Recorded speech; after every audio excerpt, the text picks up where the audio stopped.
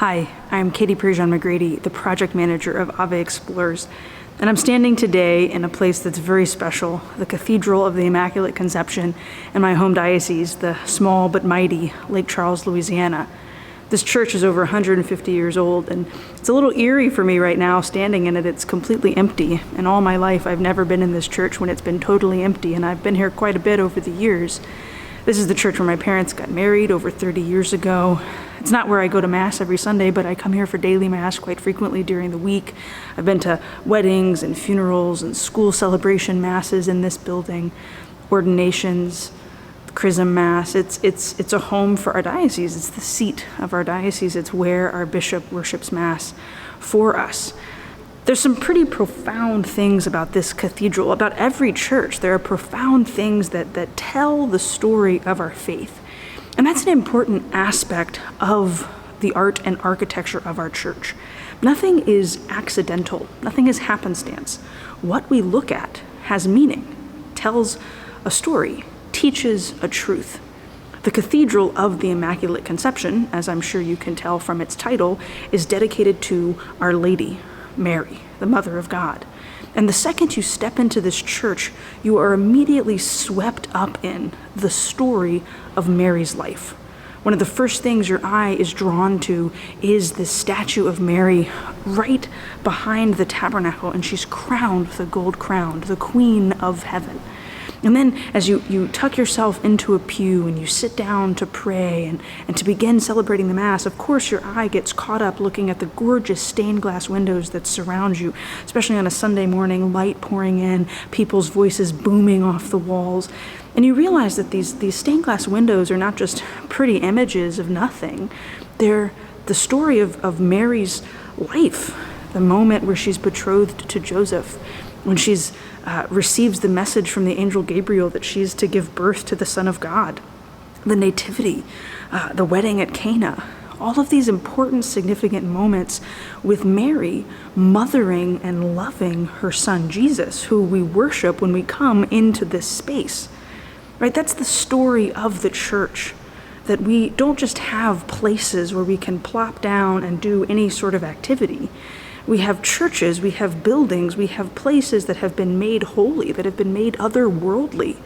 In some sense, that when we step into a cathedral, it's not supposed to feel like the Denny's down the street. It's not supposed to feel like I'm walking through nature and listening to the wind and feeling the grass along my feet. I'm supposed to enter into this divine heavenly moment where I begin to contemplate the things of God, where I hear the sounds of worship, where I say the things that proclaim my devotion and love of Christ, where I'm looking at images that draw me out of myself and into an understanding of God's goodness and greatness.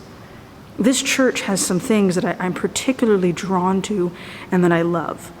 There's, of course, this beautiful image of the Annunciation, where Mary, her head is bowed, and the angel Gabriel looks down upon her and delivers this message, and there's this gorgeous dove and this light that comes forth from the dove in this moment.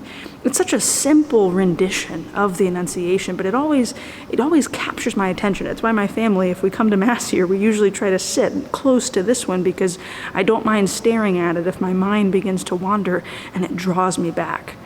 As you're walking out of the cathedral, your eye, of course, is drawn upwards to the gorgeous, beautiful organ that's set against the back wall up in the choir loft.